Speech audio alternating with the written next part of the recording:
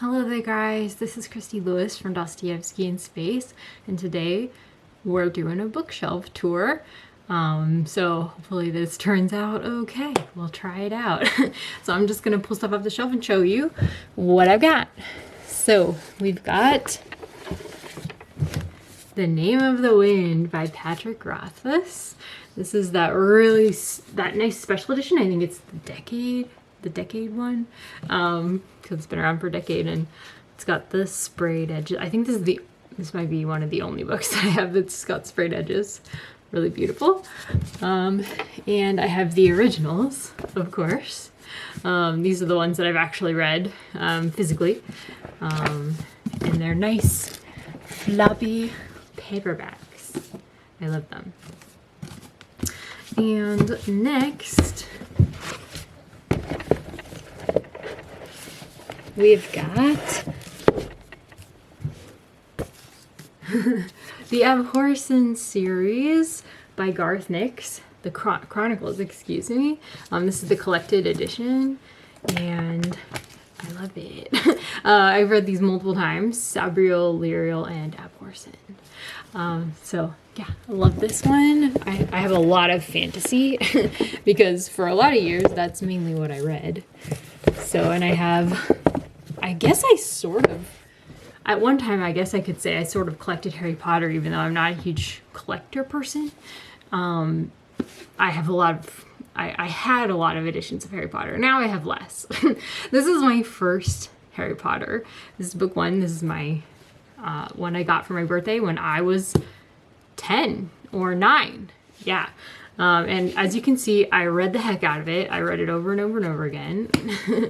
And I don't have the cover anymore. I was only allowed to read book one at first, so I just read book one over and over and over and over.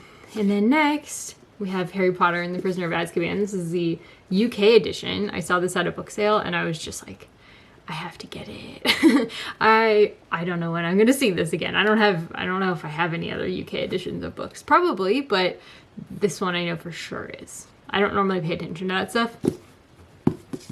Okay, and then I'm just gonna pull you up here for this one because I don't wanna have to pull them all out. But I've got my Christie Funko Pop special edition. And then I have the Harry Potter books boxed set. And as you can see, I have book 6 out right now because I'm reading book 6 as my bedtime read. So that's that shelf.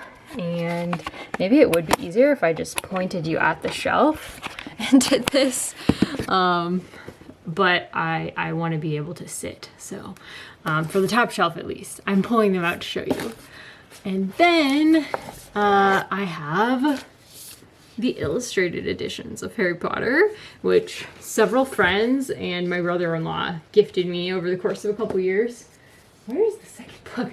I just have I have the second book somewhere around here too, but I just have the book isn't actually in it, so I have to find it. I must have been reading it. Anyways, this is book 1. And I really just love the illustrations. They're amazing. They're absolutely gorgeous. And Victoria said this recently in a video, and I completely agree. It was devastating that they're not going to continue it, at least with the same author. But hopefully they'll do it with a different illustrator, excuse me, because it was so wonderful. I would be okay with a different illustrator. There's all kinds of great illustrators out there, but he was fabulous. Like, he was so good. They picked the right one first, you know? This is the Prisoner of Azkaban. So this is book 3. And they are getting longer and thicker. And this one just has so many gorgeous ones. We got Buckbeak. Highly recommend these. They're definitely worth the money, even though they're like special editions. They're wonderful. And Penny sent me one of these too, either the 4th or the 5th, I think. And this is the Goblet of Fire. This is number 4, and really getting big now. And we have the dragons, which of course is the best part of the books and the movies before movie 4. And then we have book 5. The Order of the Phoenix. It's really, really gorgeous. This one's much darker. This is like young adult fiction. I feel like this one was more expensive too because it was giant. I'm trying to find like a good illustration to show you guys, but yeah, there was a lot of Death Eater art that was really interesting because we meet Death Eaters on the pages in this one. Okay, now maybe I will just pick you up and turn you around because we're at a better shelf height now. So we have Twilight, New Moon, Eclipse, Breaking Dawn, and Midnight Sun by Stephanie Meyer. And I've had these since I was a teenager, and my friend bought me these. And then Victoria bought me this one for Christmas, I think last year. Anyways, so we have a Madeleine L'Engle shelf. And some of these shelves do need reorganizing, but this one is still good. I haven't bought any new Madeleine L'Engle.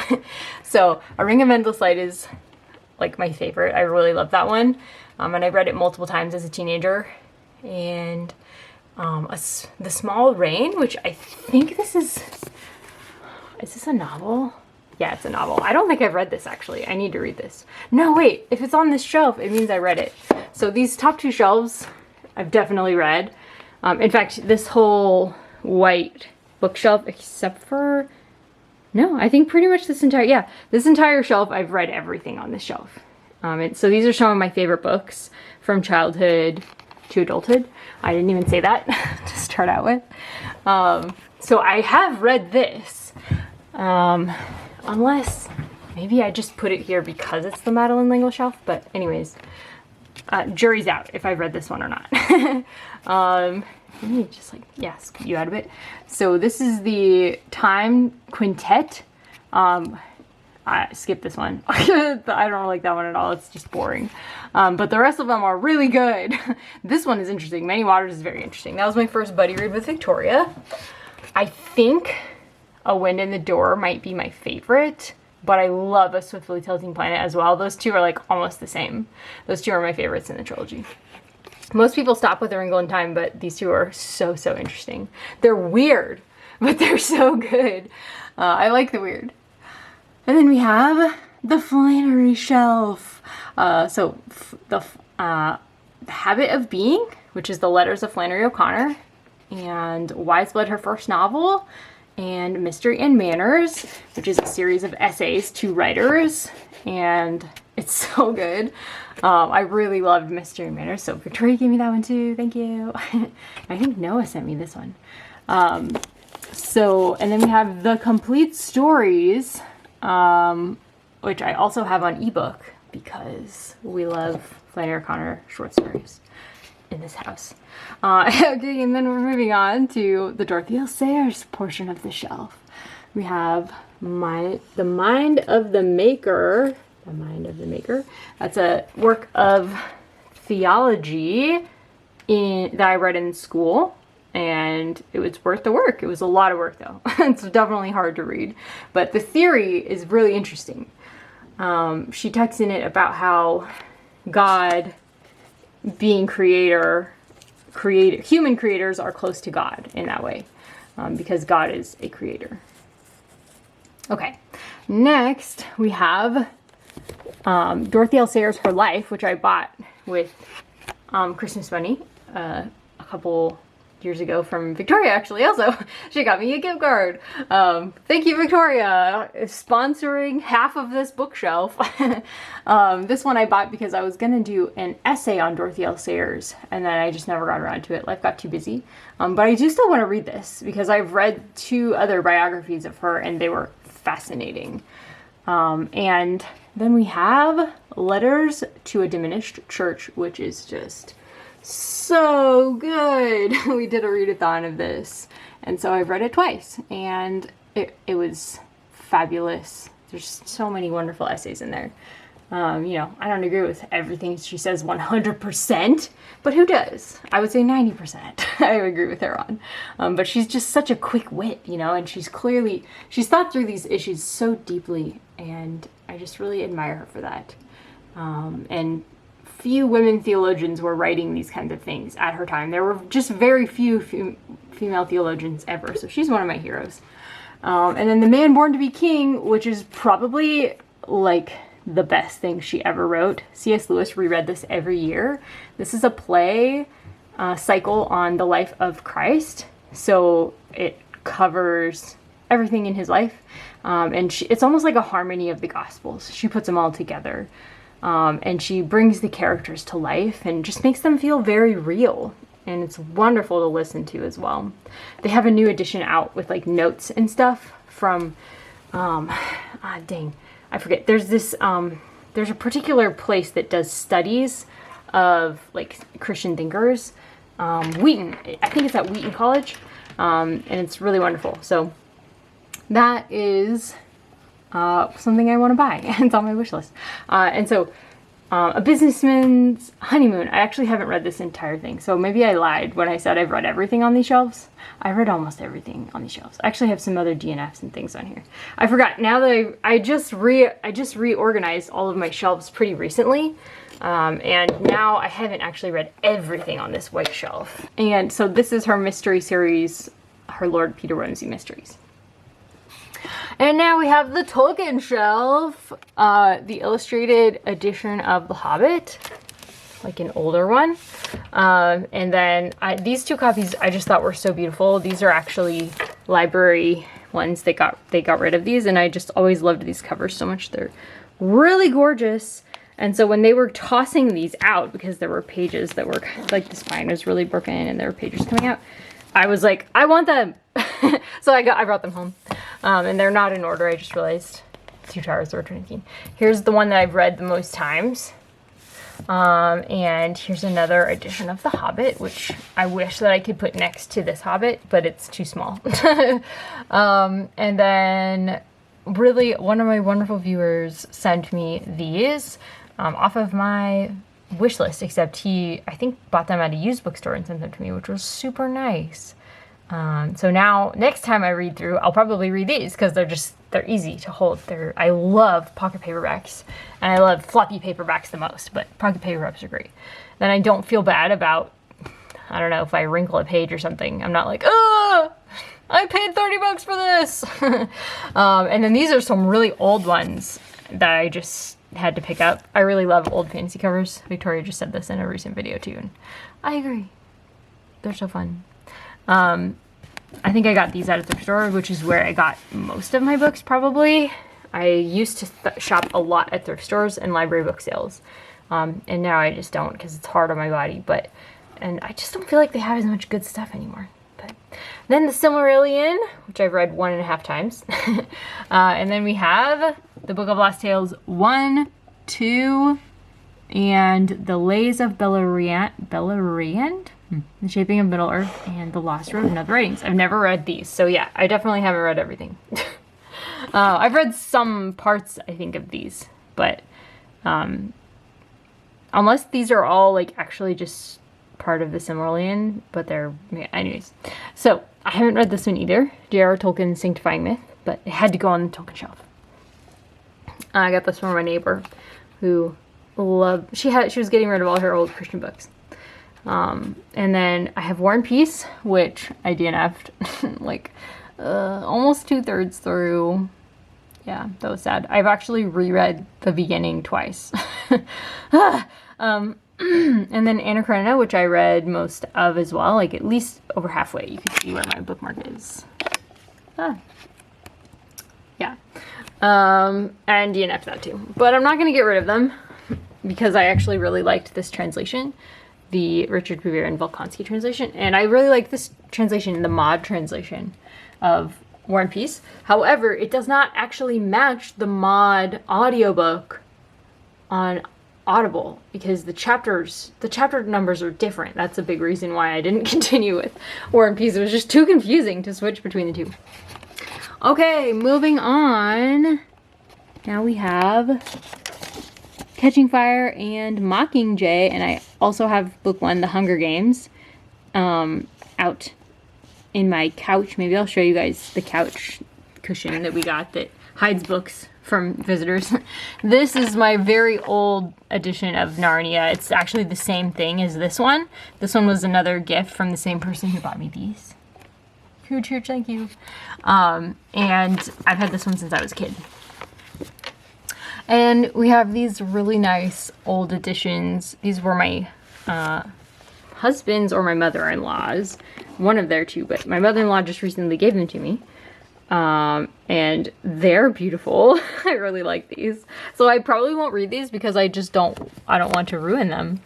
Oop, I'm gonna have trouble getting that back in. I'll do it later. Then we have the Perelandra trilogy, the Space Trilogy by C.S. Lewis. So this is my C.S. Lewis shelf, which I read with Victoria a couple years ago. We did a readathon. That was super fun. Then we have The Abolition of Man, which is wonderful, but takes a very long time and a lot of that. It's like a very thoughtful read, but I really thought it was worth it. Skirt Tape Letters. I most want to reread this. I read this when I was in high school and it was really good. And The Great Divorce, I still haven't read this. And then this has several of these, actually, including like Mere Christianity, and I think there's something else in there. Let's see, maybe it says on here? Yeah. Mere Christianity, The Skirt Tape Letters, The Abolition of Man, The Great Divorce, The Problem of Pain, Miracles, and A Grief Observed. And then we have Legion by Brandon Sanderson. Also haven't read. Yeah, there's lots of things I haven't read. The Way of Kings, which Stephanie gifted to me. Thank you, Stephanie. And Words of Radiance, the pocket paperback, and the original Mistborn trilogy, which I used to have book 1, but I must have lent it out because I don't have it anymore, and I'm sad. It had all my notes in it. But we also have The Bands of Mourning, randomly, just that one. It was at Safeway one day. It was like $5. I was like, oh my gosh, what the heck is this doing at my grocery store? And then we have Elantris, which I really want to reread, but I just heard that he's going to continue the trilogy in like several years, so maybe, or continue the series. So maybe I'll wait, but I don't know. I want to read the 10th anniversary edition. Maybe I'll just read it now and then reread it later. Okay, this was amazing at my favorite bookstore, or at my favorite little coffee shop, because it's close. That's mainly why it's my favorite. My mom and I like going there. They had these for free, just sitting out, like the entire collection. I was like, can I just take them all? They were like, sure. So yeah, that was awesome. Thank you. I have one of them out right now because I'm reading it. I'll show you it later. And then we have the Doomsday Book by Connie Willis and Crosstalk by Connie Willis. I've only read Crosstalk, but I really enjoyed it. This was in my fantasy sci-fi review era. I enjoyed the arc so much that I actually went out and bought a physical copy as well. Yeah, she is fun. Very wordy, a bit lengthy, but so fun. I really enjoyed this. And then the book, my first novel, She Could Fly. Very interesting. I took the photography myself. And what's really funny is on the back, there is a typo. So I wrote this for NaNoWriMo and I edited it and I was so proud of it. And then I'm just going to set you down for a second while I talk. I had to, they gave, if you finished a novel for NaNoWriMo, you got a free edition of it. You could send it in to an ebook publisher that's like pay to publish. And they would send you a proof copy to show you what your work would look like if you published with them. I never actually published the book and showed anybody, thank goodness. So we have First Test and Page, and somewhere we have Squire. That's, I think, out there as well. I have a bunch of notes in it, so I'll show you that later. In the Protector of the Small series, and I also have book 4 behind me on my desk, which I'll show you, that Dia just sent me. So now I have the whole quartet, and I'm so happy. Yeah, this is my very large Tamora Pierce shelf. Protector of the Small is my favorite series by her, but I love the Immortals series as well. This is Wild Magic and Wolfspeaker. That's books 1 and 2. So I need to get a copy of books 3 and 4. Yeah, this has like one of my favorite romances. It's an age gap romance. Woo! Anyways, boy, you can barely even see. You probably can't even read it. This is the Lana the First Adventure. I love these covers so much. I've been obsessed with them ever since I was a kid. I mean, she looks kind of demonic, which is scary, but she has the red hair and purple eyes. It's like so like, thank you. They actually went there and they gave her the red hair and purple eyes. So cool. And then I have books 2 and 3 in that, and I think I gave away the 4th one very generously to the library. And then I picked up an old fantasy edition of book 4, Lioness Rampant, which I also kind of love. So yeah. That's the original Lady Knight series. She is famous for writing this Alana series. And then I have it again in these beautiful new editions. These are like the newest ones. I was gifted this because somebody donated them to the library, but we already had really nice hard copies. And because I was doing the teen program at the time, somebody just said, hey, you can take this home if you'll actually read them, because otherwise we're just going to sell them for 50 cents a piece. I was like, oh, well, I will take them then. So they gave me that for free, which is super nice. Yeah, I really want to reread these now that I have this. And I just reread Protector of the Small like 2 seconds ago, but I kind of want to reread them again now that I have the 4th book. And I really want to read these too, so maybe I'll do a readathon. I've been considering it, but I've been so burned out that I really hesitate to do it. And then some childhood favorites. Lemony Snicket. I used to have more than just this book. I don't know where the other ones went, but I have the Wide Window still. I really loved Brett Helquist, I think is his name, the artist. He did really beautiful art on these. I really loved this series as a kid, although it went on too long and got kind of absurd, but I was so obsessed as a kid. In the Boxcar Children, which we have a whole bunch more of those. I won't show you all of those because those are Kevin's. I'm not going to show you all of Kevin's books because we would just be here all day. But the Boxcar Children, so fun. I loved those as a kid. And Memoirs of a Geisha, one of my all-time favorites, one of the only historical fiction books that I love. I still haven't done any research on it, but I didn't have to because there was so much research put into it. Actually, I did listen to I listened to an actual memoir of an actual geisha. So I guess I did do a little research. But this actually isn't my favorite cover. I love the old cover because that's what the library had, so that's what I read first. But this is the movie cover, and the movie is gorgeous. And I watched the movie first, and then read the book and was obsessed. This is one of the first adult books that I was ever obsessed with. I read it as a teenager because I just loved the movie. I was very young when I first saw it and started reading this, so it was probably a bit above my understanding level, but I was obsessed anyways. Wow, so good. I'm still kind of obsessed. Like, I wish I could just read it every year. Maybe I will. I actually have read it like 3 or 4 times at least. If I Had Your Face by Francis Shaw, which was a gift from Jen, so I treasure it. I don't even know where she found this or why. I think she just thought of me because it's about K-beauty, the K-beauty industry, and how damaging it is. Of course, we were both big fans of the K-beauty industry. But it was a really interesting kind of look at that. I loved it. It was very hard-hitting, and I loved it. And then we have the Pierce Brown Red Rising trilogy, which I lent out book 1. Hopefully I'll get it back eventually. Kevin's like, don't lend it out unless you're okay with never getting it back, which he's so right. But I've been kind of hankering to reread these, so maybe I will sometime soon. One of my all-time favorite sci-fi trilogies, honestly. It's like sci-fi for lit lovers. There's like speeches, and it's very like relationship oriented, which I feel like is rare with sci-fi. But the plotting, the pacing, I mean, it's incredible. It's so, so good. Okay, moving on. We might have to set you down again. Yeah, I think we're gonna have to. So I'm gonna go over this top shelf here. And these are my Harry Potter Hogwarts bookends, which I love. So I'm gonna find a place to sit you down. Okay, hopefully, no, let's do this. Okay. Hopefully this works.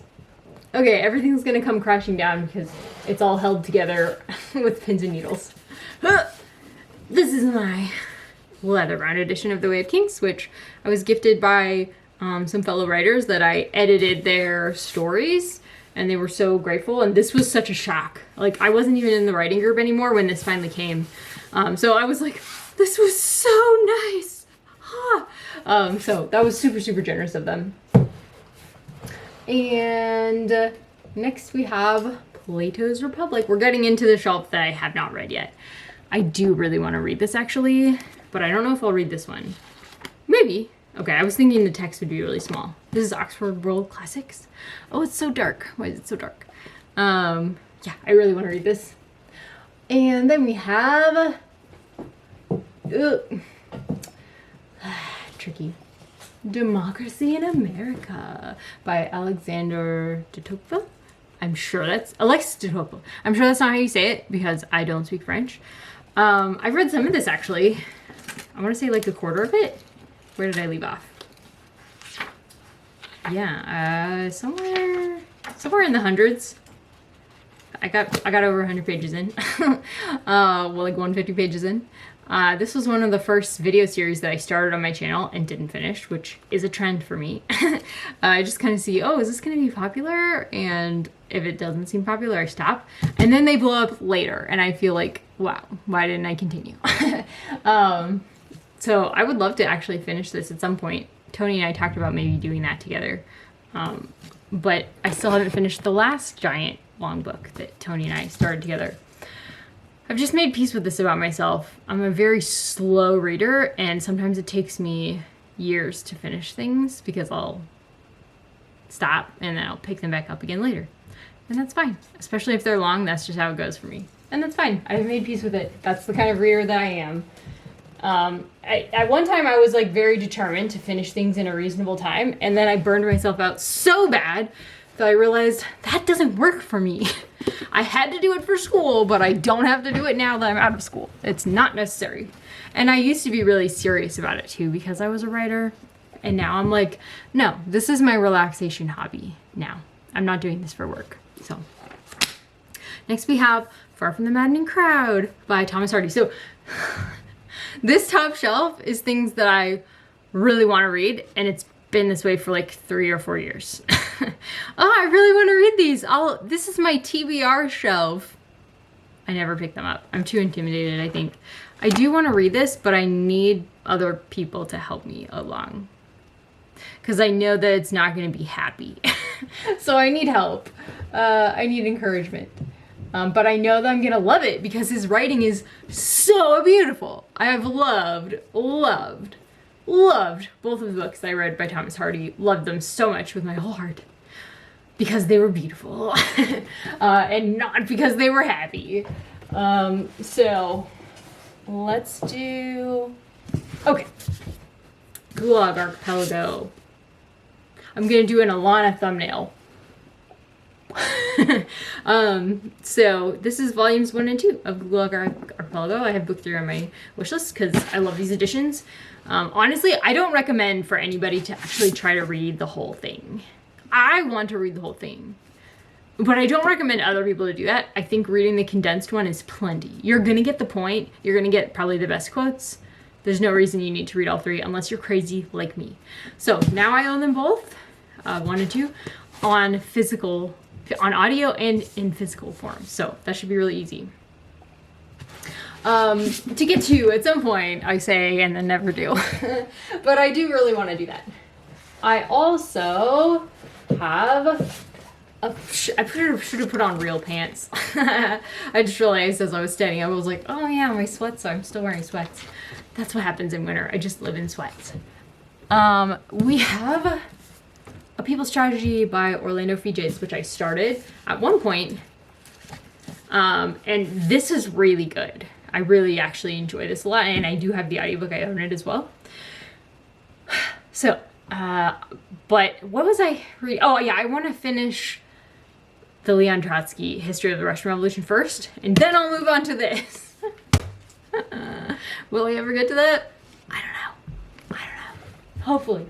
The thing is, I want to, but in order to have the mental bandwidth for it, I would either need to substitute my Bible reading and read this in the mornings, or do a very light Bible reading and then jump into History of the Revolution, which is what I was doing the whole 6 months that I was reading the first half of the History of the Revolution, which I'm not willing to do that very often because it's a little bit draining to be so light on the word. I would like immersion read 1 chapter of the Bible, and then I would jump into History of the Revolution, Russian Revolution. So for my lifestyle, it just wasn't really working. But sometimes when I'm sitting out on the deck, when it's nice weather, I do actually have time to read. But then I don't have time to study languages, which is the hobby that I'm currently on fire for. So probably if I ever get to fluency with Spanish and Korean, that's when I'll go back to reading these giant bricks. So it could be a decade from now. I don't know. Okay, moving on. This one, though, actually is not as hard. A People's Tragedy, I could do that one. But History of the Russian Revolution isn't new, and it's like a doctoral thesis. It's so dense. But this one actually was more readable. A People's Tragedy, I could go back to that anytime and read it and really be fine. Lord Jim by Joseph Conrad. This is like a masterpiece by Joseph Conrad, and I haven't finished it. I started it. Do we sense a theme? I sure do. I'm really excited to read this actually, though, at some point. Maybe Tiffany's Patreon will read it at some point. That's what I'm hoping. It's a little bit long, and I know not everybody's a Conrad fan, but I've loved the 3 things that I've read by Conrad. I sense he could be a favorite for me. I just have to keep reading so I can find out. Next, A Passage to India by E.M. Forster. We're still on my TBR shelf. I haven't read this. Would really like to. At some point. It's actually not that long, so maybe I could do it sooner. Sometimes I just bang out a classic in a couple days when I'm really in the mood for one. I can see that happening with this. At some point, I'll just be like, I'll come in here and be like, I'm in the mood for a classic. Yoink. And I'll read this one. That's what happens with short classics in me. It can't happen with long classics because I would have to be enthusiastic for more than a week. Okay. Night by Elie Wiesel. I haven't read this either.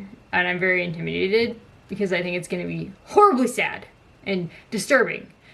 However, I think the writing is going to be beautiful and it's going to be very meaningful. So I want to read it at some point. Next, this I got at a little free library. Independent People by Haldor Laxness. Would love to read this at some point. It was compared to Kristen Lavransdatter, which I also haven't read, but I think I would love Kristen Lavransdatter if I could get through the long length of it. But anyway, so I don't know why. I just thought this I haven't read from here much, wherever here is. I get the Nordic countries confused. Sorry. It's because I haven't read or studied any news about them at all. I can't tell them apart. It's like some people who don't know the difference between North and South Korea, which to me is like, what? How do you not know? But I understand it. I was probably there at one time as well. But anyways, same thing. Conversations on Writing by Ursula K. Le Guin, also from my neighbor. A lot of these are going to be from my neighbor. I haven't read this because I'm honestly not writing anymore. But this was I wrote a lot of fantasy and sci-fi.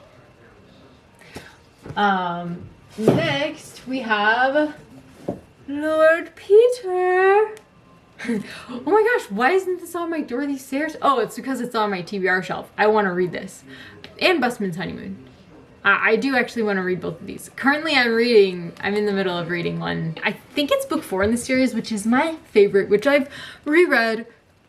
Oh, it's got to be 4 or 5 times. So I went through a period of insomnia where I just read and reread and reread Dorothy L. Sayers' Lord Whimsy series because they were fun and easy, and I was obsessed with her. But I didn't ever actually read them. I didn't read them physically. I read them on my Kindle. So I own all of them on Kindle, I think, except Busman's Honeymoon and Lord Peter, the stories. And so I got these physically, and I've never actually read them. For some reason, it's more stressful for me to read them physically. I'm not really sure why. I don't really get why, but for some reason, I would just take them to bed with me with my Kindle, and I would go under the covers and read them until I would fall asleep. And for a long time, that was my sleeping routine, and it worked for me. But you can't do that with a physical book. You actually need a light.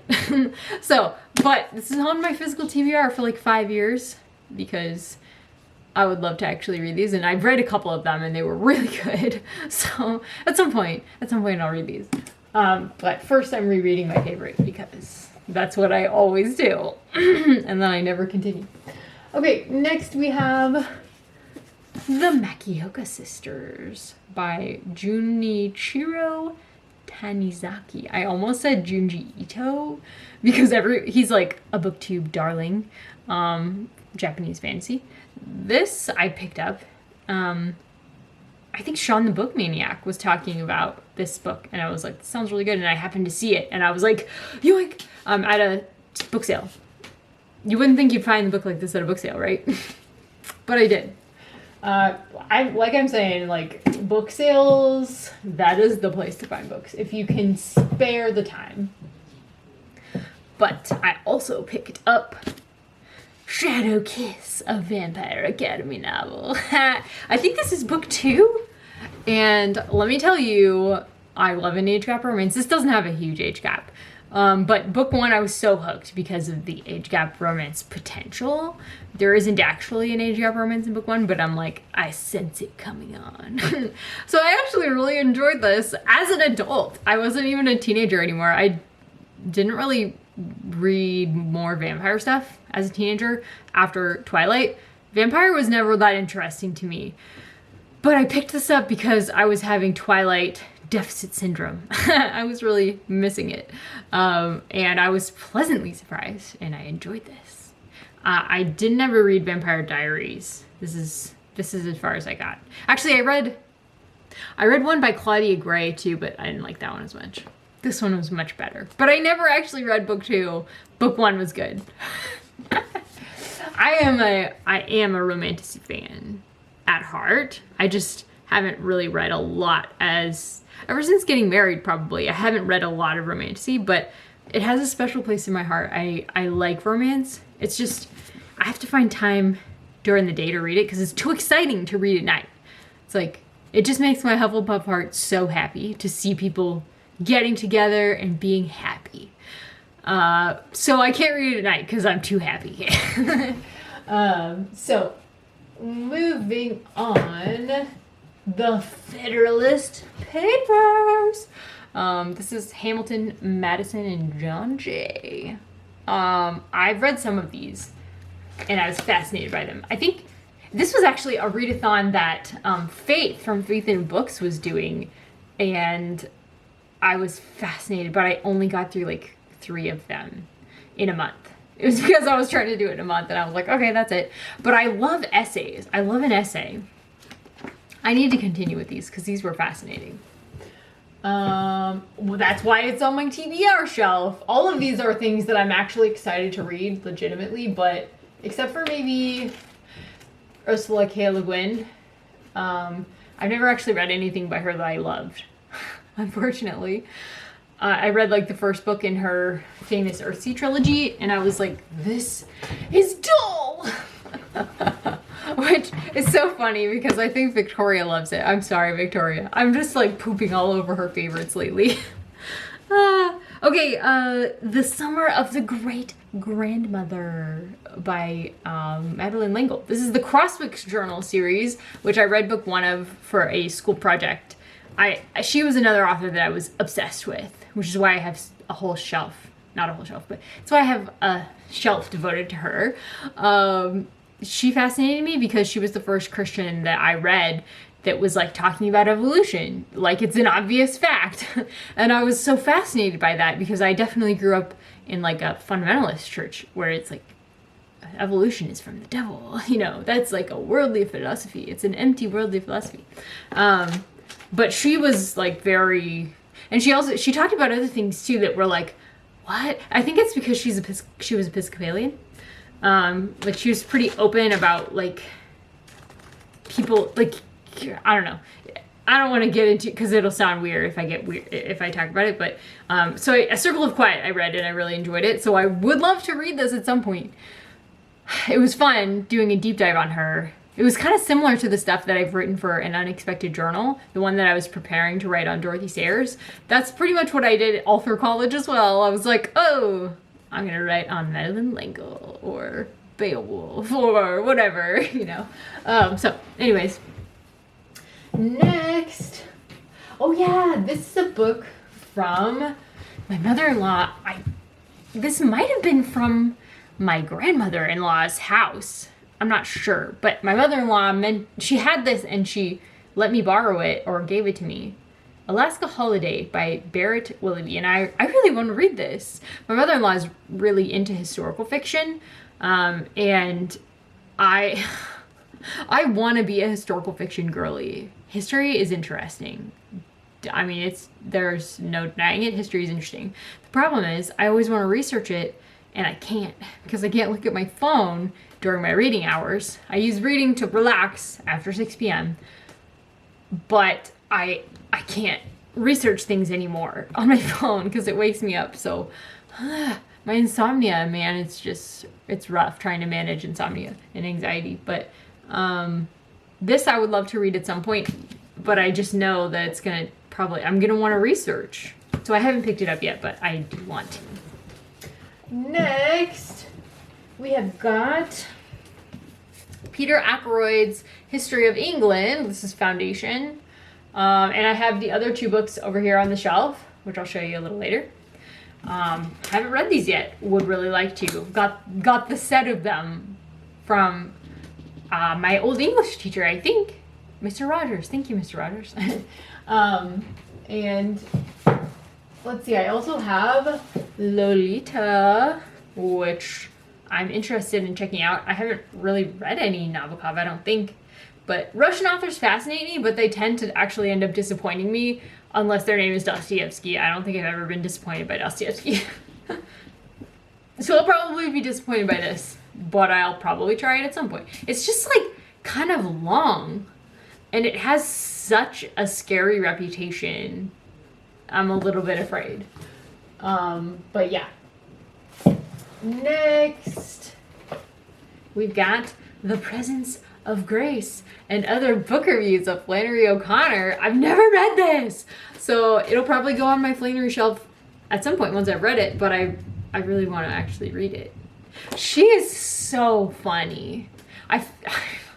And she read so much that I want to hear all of her thoughts on books. That was one of the most fun things about reading her letters, was hearing her thoughts on books. I'm just fascinated. Okay, next we have The Samurai Garden by Gail Tsukiyama. Looks like a Japanese author. Yeah, The Samurai's Garden. I haven't read it, but I'd like to. Samurai got me. I was like, okay, that sounds good. This one I have read, I believe, The Children of Hearing. So I don't know why it's on my TBR shelf. Maybe I want to reread it. But yeah, beautiful. Beautiful. Next and last, but not least, on my TBR shelf,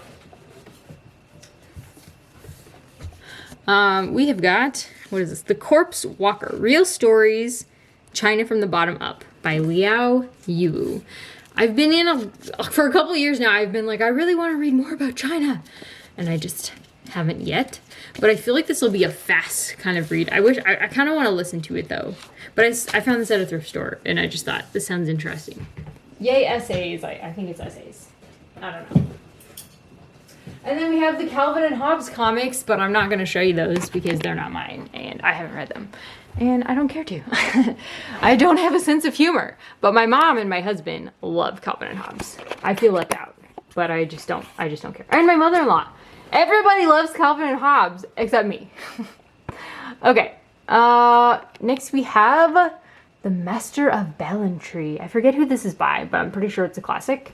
And I'm saving it for a rainy day. And then we have this beautiful edition of the Canterbury Tales from a dear friend of mine who is now gone. She's passed away. But she also gave me Shakespeare's Tragedies in these gorgeous editions. I'm just, wow, amazed. They're beautiful. Then we have Les Mis, which I did read, hooray! It's actually a long classic I finished. Back when I did things like finishing. A History of Britain, volumes 1 and 2 by Simon Schama, which I think I got from the same teacher who gave me the Roger Ackroyd books.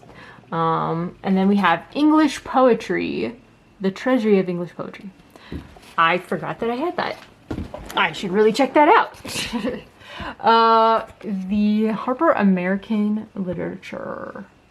I have not really looked at this too much. I mean, I've looked at them, but yeah. Yeah, poetry I struggle with. The Best Poems of the English Language. I think I got this also by this, the same author, the same person who gave me the Peter Ackroyd books. Next, we have the Norton Anthology of English Literature, volumes 1 and 2, from the same person who gave me this. And these, really, really generous. And then E.E. Cummings, Collected Poems, I think same. Poetry of Robert Frost, I think same. John Cheever, same. I honestly, I'm just not a poetry person. So I haven't read them at all. And then we have the Longman Anthology of British Literature, which this was the restoration, and I actually enjoyed this because I did it for a class. So I put a lot of energy into it, and it was totally worth it. It was really fun. Restoration literature is wild. Okay, next we have McSweeney's, the best of McSweeney's. I haven't read that either. I just look sophisticated because I have all these books, but I'm not. Montaigne, Machiavelli, Hobbes, and Darwin. I had a goal once of reading Darwin, but I think now it's so outdated that it just wouldn't be useful, honestly. But I read some of Darwin in college, in my Christian college, as it were. And then we have, yay, language learning stuff. So I've actually read this one, and I'm halfway through this one. And I've done 1 and 2, and I'm halfway through 4. But I haven't touched 5 or 6 yet. I just got those. And then we have Plato, the Collected Dialogues. I would love to read the dialogues. I actually think dialogue is really interesting. And the way they did dialogue, it's like trying to, the Socratic method I find is a great way for me to learn. It's like questions, answers, questions, answers. I find that engaging. What the heck is this? Oh, I think this is Sherlock Holmes. Yeah, it just lost its cover because I've read it so many times. I'm a huge Sherlock Holmes fan. That's another thing that I've read my way through a gazillion times while trying to relax. And then we have a book from Kevin, Systematic Theology by Wayne Grudem, which I haven't read, but I kind of want to, but I think it'll be a slog. But I want to know what's in it. I want it in my brain without the process of reading it. And then we have Reading in European History Volume 2, which was a library reject, and Bulfinch's Mythology, which I got because, yeah, I thought that would be a good place to start, but then I heard actually, maybe, is it Edith Hamilton? I heard that there was a better place to start. So.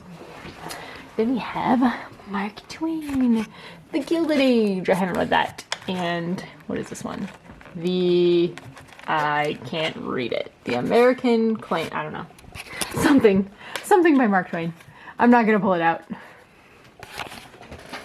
Then we have 1776. And because of this book, I misled my literacy student and told her that the American Revolution started in 1776, and I was wrong. It actually starts in 1775.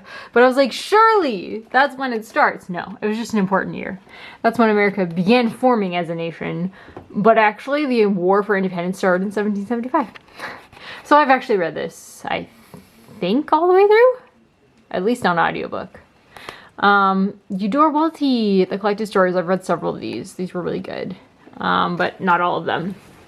And then 1421 by Gavin Menzies. The year China discovered America. I haven't read that. Shanghai Girls by Lisa C. Really good. The Quiet American by Graham Greene. Really good. And from one of my favorite bookstores. The Book Juggler. I think. Nah. The short stories of Scott Fitzgerald. Just being real with you, I probably won't read those. Ishmael by Daniel Quinn. I've had this since high school, and I've just never touched it. Tenders the Night by Scott Fitzgerald. Why do I still have these? I'm not going to read them. I don't really... I mean, he's fine. I don't know. I think he's... Yeah, he's fine. Charles Dickens' Great Expectations was fine. The Historical Atlas of World War II. I don't know why I have that either. I should probably get rid of some of this shelf.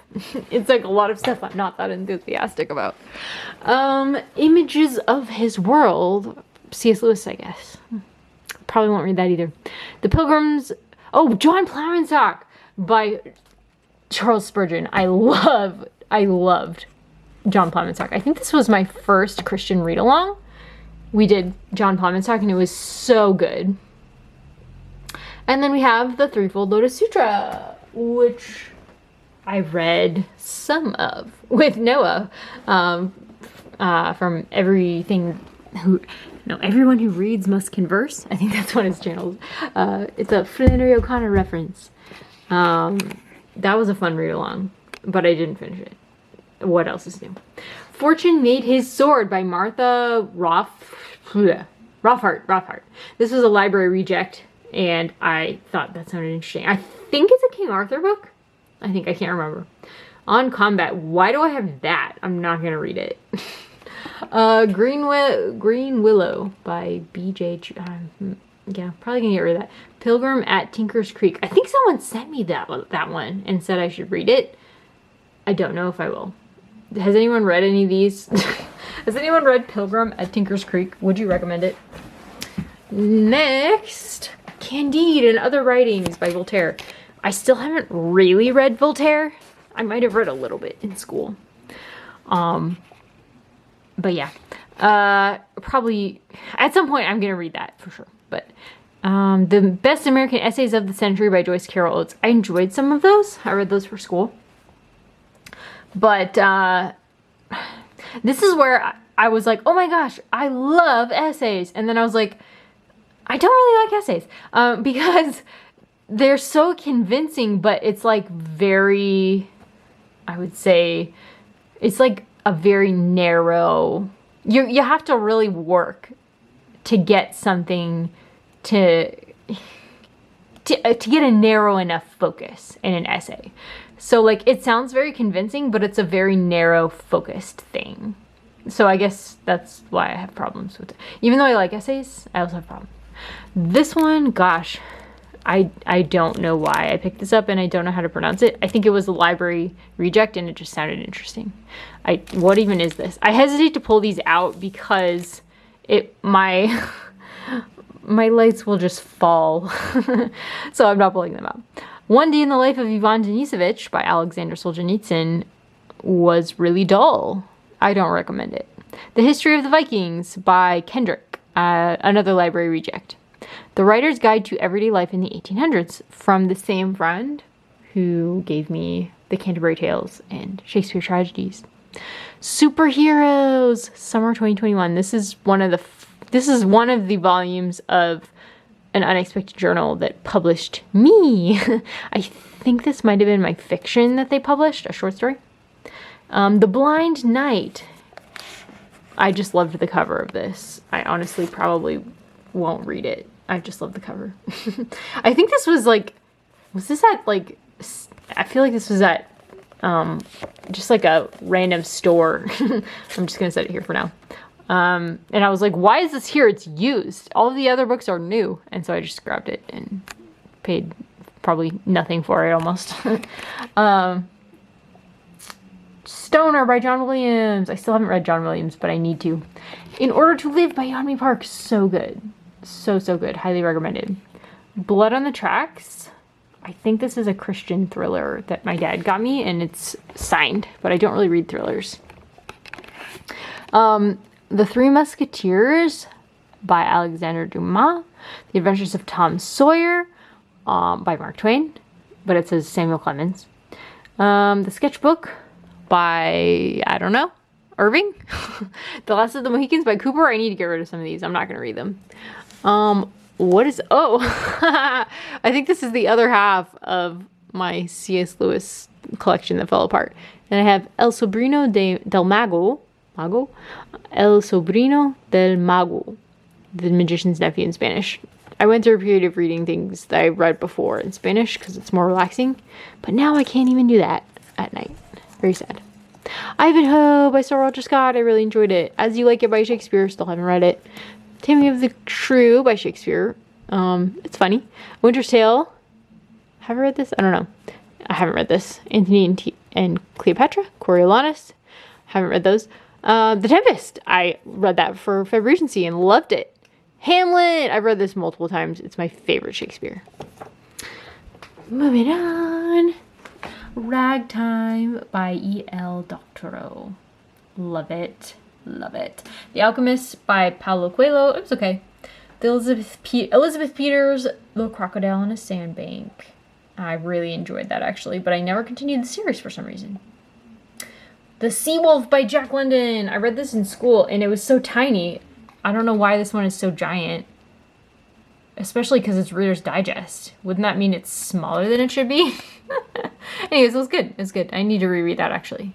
I really liked his nature writing. This is, oh dear, it was stuck. It's actually a cool little book cover that you can put around any little paperback, any pocket paperback that's small enough to protect it. So inside there is a Sherlock Holmes book that I just travel with because it's something easy that I can just relax with. But yeah, a friend gave me that. Isn't that a cool gift? It's like a book cover. Wendell Berry's New Collected Poems. I do need to try his poetry, but as previously established, not really a poetry person. Moby Dick. I read some of this by Herman Melville. I read some of it. Dialects of American English. Library Reject. Professional Writing and Rhetoric. A school book. Really interesting. That helped me learn to write. The Norton Anthology of Literature by Women. Really interesting. I read some of it. The Scarlet Letter by Hawthorne.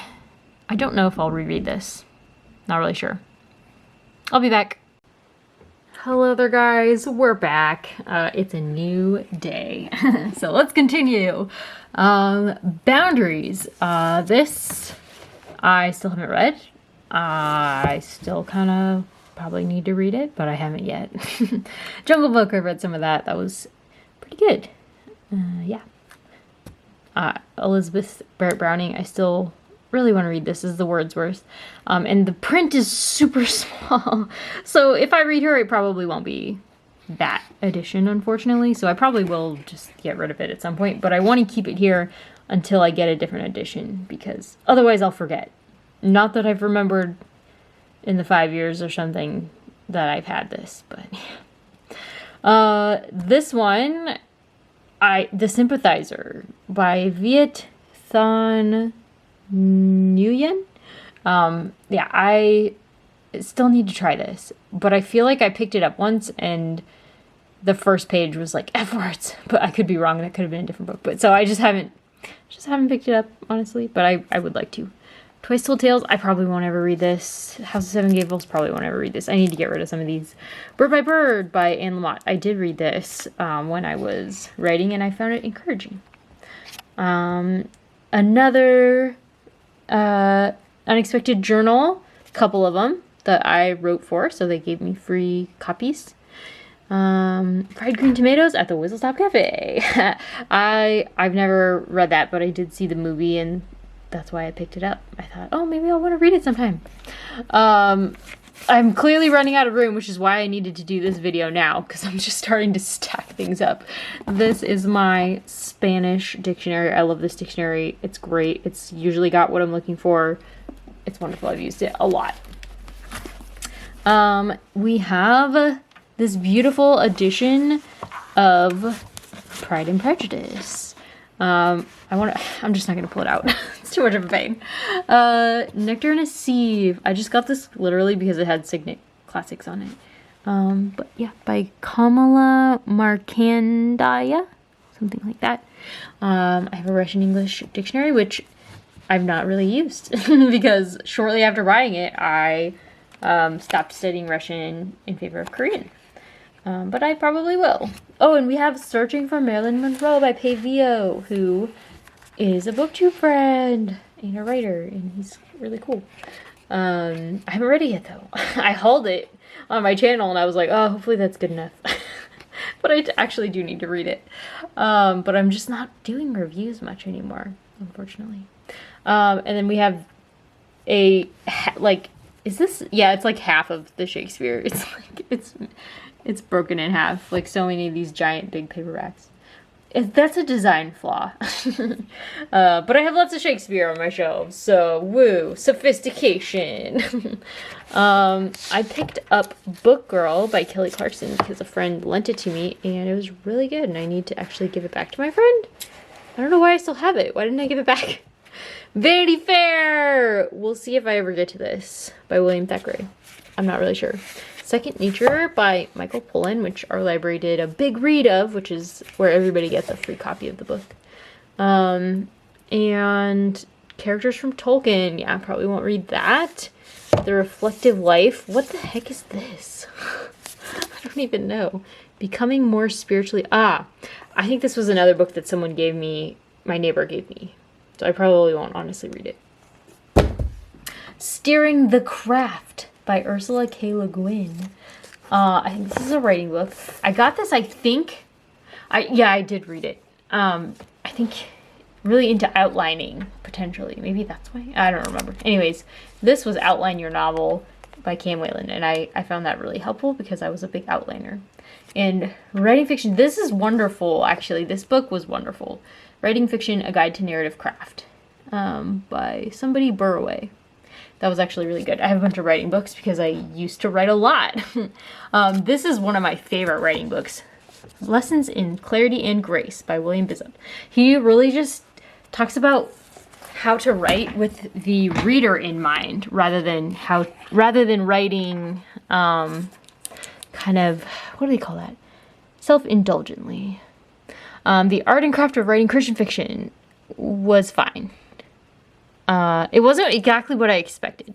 He's not just like, you have to just write things that'll be published by Zondervan, you know. That's not what it's about, which is kind of what the title makes it seem like it's about. It's actually how to kind of be Christian and a writer at the same time. Revising Prose. I barely remember that. And I can't really talk about it. And then the Oral History Workshop. Yeah, not much I can say about those. I think, yes, there are actually books behind, as you can see, but I am not going to pull them all out. I don't think there's that many of them, and a lot of them are actually Kevin's school books. There's some back here. So we're just going to skip those and keep moving. We have some other books down here. That Kev and I have read together, or that were school books of mine. So Real Marriage by Mark and Grace Driscoll, we read that. And 4 Seasons in Marriage, we read this because we really enjoyed a different book by Gary Chapman. He wrote the Love Languages book, which is great whether you're a Christian or not.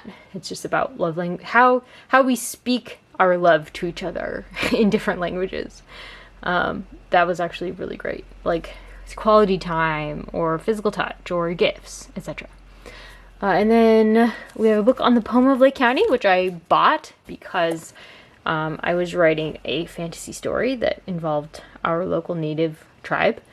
The Love of Wisdom by Cowan and Spiegel. This is a really beautiful book. I just basically saved it because it's beautiful. I read this for my philosophy class, and I thought it was fine. Honestly, it wasn't the best. This though, reading in Christian thought was really good. There's all kinds of excerpts of Christian thinkers. Justin Martyr was one that I remember. Irenaeus was in there, I'm pretty sure. There was a lot of great stuff in there that we read. We read some Dietrich Bonhoeffer, Eberhard, somebody, yeah. Anyways, I picked out quite a lot of books about Native American issues because I was writing about Native Americans and I wanted to be sensitive. So that's another one of these. Neither Wolf nor Dog. Extreme Devotion, a Voice of the Martyrs publication. I have like so many Voice of the Martyrs books. Wow, they're all over here in there. Yikes! How can we even get to them? Torture for Christ by Richard Wurmbrand. Oh, Praise Habit by David Crowder. This is one of Kev's books, and I've read it a bunch of times. It's really inspiring. Restricted Nations, all about Iran. Restricted Nations, all about North Korea. No, what's next? Richard Wurmbrand's Sturmans in Solitary Confinement. I love that one. Oh, this one's so good. Why We Can't Wait by Martin Luther King Jr. This was another one for my writing that I read multiple times. I was writing a book that involved civil disobedience, and it was kind of exploring the philosophy of civil disobedience. And this one was heavily influential on that. And then we have, I think this is a book from my aunt when I was a kid, from the Mixed Up Files of Mrs. Baisley Frankweather, and I enjoyed that. And then most of these I haven't read. I just have them because they were library rejects, and I thought, oh, it'd be good to have some kids' books hanging around. Okay, whoa, we're moving on. We're gonna look in this crazy cabinet of books. A lot of these are library books, so we don't have to talk about all of them, obviously. However, let's dive in here. Oh my gosh, it's such a mess. Harry Potter, 비밀의 방 is the Korean title of Harry Potter 2. This is the second Harry Potter book, The Chamber of Secrets. And it's in Korean, and I'm so excited. I got this for Christmas, and it's really beautiful. And we've got all of my Korean books over here, because for a while I was able to read these at night, and that's why I have a Korean dictionary. But I haven't really been able to read at night much, at least right now. Hopefully eventually I can read at night again, but these are the Generations, a Voice of the Martyrs publication, once again about North Korea. I've been meaning to read this, which is why it's in here. All of the books that I own that are in here are like really the TBR shelf. This is really my TBR shelf. And then 팽이 부린 말 아이들. So something sent. I don't actually 팽이 부리 말 아이들. I don't know what this word is. I looked it up previously, but anyways, yeah, this is actually a Korean book that I just happened to see at a thrift store once, so I picked it up because I was like obsessed. And one of my Korean friends, when I showed her this, she was like, oh yeah, I read that. So that made me even more curious about it. Okay, here is the Mary Stewart book that I've started. It's The Gabriel Hounds. My mother-in-law read this one, which is why I want to read it. And then we have Easy Korean Reading for Beginners. I have this out because I want to send it home with Tiffany when she comes to visit in May. I'm so excited. I have another book in here for that reason. Okay. We have Small Things Like These by Claire Keegan, which on my TBR because I loved Foster by Claire Keegan last year. Here is my third book in the Protector of the Small series, Squire. I just love this cover. That's Kel, my favorite character, with her griffin, her pet griffin. So awesome. And I just love like the pleats on her uniform. Like, yeah, she's just wonderful. And I love this cover art so much. That series has had great cover art. Sordid Sunset by Rosemary Sutcliffe. This is definitely King Arthur historical fiction. And I really have enjoyed everything I read by her, so I want to read more.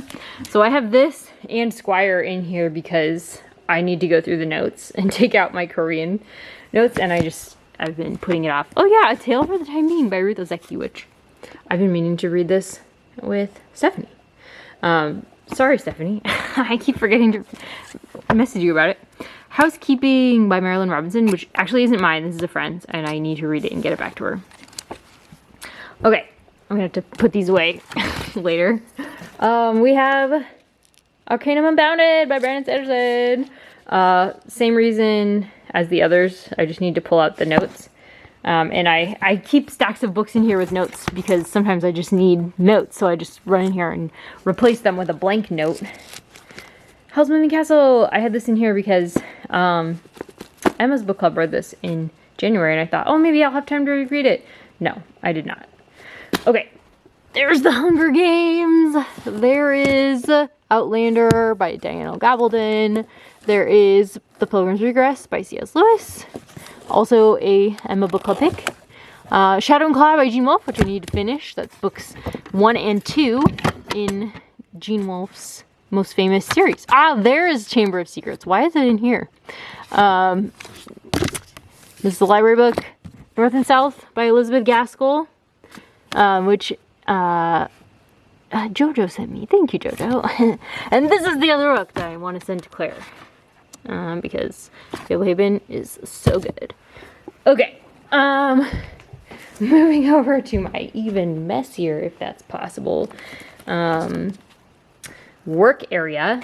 I just have like projects and projects. Universal Orlando 2025, because guess where we're going this year? There's Half-Blood Prince. Here's my study Bible. This is my NASB edition study Bible. And then I have, this is a school book, but I use it all the time for Bible studies. A Survey of the New Testament by Robert H. Gundry. It's a great, very like analytical commentary. Got Kindle, iPad, notebook for journaling, and then Rhythm of War, which is my current bedtime read. So this is where I keep a lot of my relaxation bedtime type reads. But I also have my current Korean study books. My current Korean notebook, my Korean short stories for language learners book. I think that's mainly the books that I have in here. Yeah, this is like a library book. Yeah, okay. Moving back into the study. Okay, let's keep going. This is gonna be such a long video, like longer than even my normal long videos. The Mayor of Casterbridge. By Thomas Hardy. A gift from Stephanie. We read it in Kate House Patreon. And Willa Cather's My Antonia. I'm saving this for another time because I thought it was really boring. But I'm hoping that at another time when I'm really just dying to read a good classic, hopefully this one will be good for that.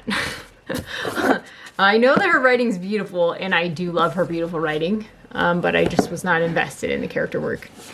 Bleak House, my favorite Dickens. The only one that I can give 5 stars, truly, today. It's a masterpiece all the way through. And, oh yes, The Book of Shame. The Master and Margarita by Mikhail Bulgakov, which I was supposed to read for a read-along. I didn't. I need to though. I think I'm gonna like it. I just think it's gonna take a lot of investment, and this one is so beautiful too. I really do want to read this. But the time investment is making me nervous. I'm so intimidated by long books right now. Things Fall Apart by Chinua Achebe. I'm sure I'm mispronouncing that. Need to read this. A Casual Vacancy. The Casual Vacancy by J.K. Rowling for my neighbor. She didn't like it. She said there was too much swearing, but honestly, I want to try it. I'm very, very curious. Like, I think it's like about politics. I don't know. It sounds very different from Harry Potter. Nothing like it at all, but I still want to try it. The Once and Future King. I loved this, especially the first one. Really, really good. On Reading Well by Karen Swallow Pryor.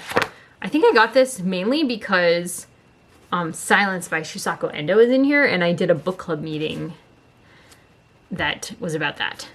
And yeah, that's pretty much, that's all I've read out of here, but it was really good. T.H. White's The Book of Merlin. I wasn't really interested in this, but someone gave it to me. This is like the 5th book in the Once and Future King, and so I just haven't read this. I think it came out later or something. I don't know, there was something different about it. The Marriage Plot by Jeffrey Eugenides. I don't know why I picked this up. I think I must have heard something about Jeffrey Eugenides that was interesting. Maybe, I don't know. Maybe not. Maybe someone just gave it to me. It might have been my English teacher who also gave me The Book of Merlin and possibly more. I think he also gave me Runaway by Alice Munro. And I found this at a book sale because my mother-in-law really likes James Michener. And I want to try James Michener because she really likes him. So that's why. That's my entire reason why. I don't know if I'll get through it because it's very long. But it sounds interesting. So yeah, we'll try it sometime. Next, we have Elizabeth the Great by Elizabeth Jenkins. I don't remember where I got this or why, but I have it. All right, we have The Canterbury Tales by Geoffrey Chaucer. Pretty good. I actually like The Canterbury Tales. I think it's pretty funny. Death Comes for the Archbishop by Willa Cather, my favorite Willa Cather. I love this. It's so good. Highly recommend. Really beautiful. Actually, I wouldn't recommend it to everybody because I personally know 2 friends who didn't love it. And in fact, I don't even know if they could say they like it. One of them may have even DNF'd it. The Tree Grows in Brooklyn. A Tree Grows in Brooklyn by Betty Smith, which I feel like I need to try again. How far did I get? 114 pages in, and I was so bored. But one of my dear friends who gave me several books that I've already talked about, this was one of her favorites. And so I feel like I should try it. But I haven't picked it back up. There's a lot of books that I've DNF'd and I'm not excited about them, so I don't know why I keep them around, but The Bookwoman of Troublesome Creek. I got this on a giveaway on Krista's channel, and I think she loves it, and I think that's why she was giving it away. So I really need to try it. I'm hoping it's not like, what's that book about? It's like about a girl from a cult. She grew up in a cult where they didn't like to read or something. I don't remember. I listened to that one, Educated. I'm hoping it's not like Educated by Tara Westover, because I was really bored with that one too. I honestly don't read a lot of modern books that are like about books that seem like it would be like an obvious choice for somebody who works in a library and loves books and is a modern person. I don't pick them up very often. So I don't know, but I do want to try that one because Krista recommended it and sent it to me. She's so generous. So I want to try it. Wolf Hall by Hilary Mantel. I just got this this is like probably my most recent acquisition. I got this from a library book sale. So I can't say I never find things anymore at library book sales. I did find this thing. And I'm excited to read it. Victoria and I are gonna hopefully buddy read it in like June, I think. Okay, I'll just keep going on my next shelf and then I'll turn you around. I'm liking this method. We have The Idiot and Crime and Punishment by Larissa Volkansky, which was my first gift from Jenny. She sent me some book mail when I reached 1K, and also very shortly afterward got monetization and something else. It was my birthday. So she was like, I'm sending you 2 books. And then this is also The Brothers Karamazov, I think by the same translator. Translators. I have a lot of Dostoevsky books, so I actually have a Dostoevsky shelf. And I've been looking at this thinking, why don't I have a Dostoevsky shelf on my... Because I've read them all. Why don't I have a Dostoevsky shelf on my white... But I just don't have a lot of room over there. But I would like to put him up there because he's one of my top 5 authors. I have authors there who aren't in my top 5. Why isn't Dostoevsky up there? I don't know. Okay, Crime and Punishment and The Brothers Karamazov by Constance Garnett, I'm pretty sure, yeah. So I honestly think Constance Garnett is great. I don't have a problem with her. But some people say she sounds like AI. So some people do have a problem with her. And Jenny loved her. So there's definitely no... I love those because I love the Barnes & Noble's classic editions. They're like cheap, they're nice, they're wonderful. Yeah, and they use the cheaper translators so they can keep costs down. And I really like them. This is the first Crime and Punishment I ever read, and it's falling apart. I actually want to reread this one, just for fun. So who's this translated? Michael Scammell is the translator, and I think he's more of like a modern translator, and so it read very punchy for me. I loved it so much. I don't have any notes. Look how few notes I used to take. When I first read this, I took like no notes, but this book gave me life when I first read it because mostly I was reading sci-fi and fantasy after college. I was really burned out on classics after college, and then when I read this, I was like, there are classics that I would love if I could just find them. And that is what changed. That is what made, I think, reading classics in college, I was always interested because I was like, why are these books classics? Like, does everybody really like them? Everybody seems to like them and find worth in them. So that's why I studied English, because I was already a very advanced reader. That was my highest test score. I wanted to work in a library. I wanted to be a writer. So it just made sense to study English. And I always thought, well, I could always just get a teaching certificate and then teach maybe. And then my health deteriorated. So it made sense to study English, but I did not come out of college thinking, man, I love classics. More like I'm kind of curious about classics, but I've read like 0 classics that I liked. I liked 1 classic that I read in all of school, and it was mostly after the fact that I started to appreciate others, like Flannery O'Connor I was introduced to in college, and I was like, okay, I could get behind her. I like her. When I first read her, I was like a little bit baffled. Like, why would people bang their head against the wall by reading this? This is horrible. But the only classics that I liked were ones that I found on my own, like Jane Austen and Jane Eyre. So this one, though, was like, okay, there are classics that can change my life. So thank you, Dostoevsky, for changing my life. Wow, that was a tangent. Okay, another unexpected journal. I wrote a story, or I wrote an article in here. By the way, all of the Unexpected Journal, they're available for free online. So if you ever want to read my published works, just put Unexpected Journal Christy Lewis, and I'm sure some of them will pop up at least. Yeah, this was on a Christmas short story The Heart of Christ and Dostoevsky's The Christmas Tree and a Wedding. Yeah, that was my article. So that was really fun to research. We also have Ivan Turgenev's Father and Sons. I liked this. I think it was like 3.5 stars.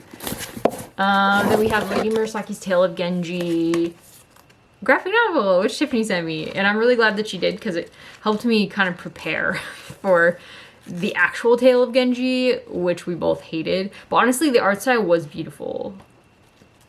I DNF'd this though. But I think I'm gonna hang on to it because I thought it was a really thoughtful gift, and I think it's really pretty anyways. Colin McCann's Transatlantic. I've been wanting to read more Colin McCann. I read one of his books in college, and it was a trip. It was hard for me to read at times, but it was really good as well. So I got this thinking, I want to read more Colin McCann, and I never have. Because I'm just not that drawn to modern fiction, mostly.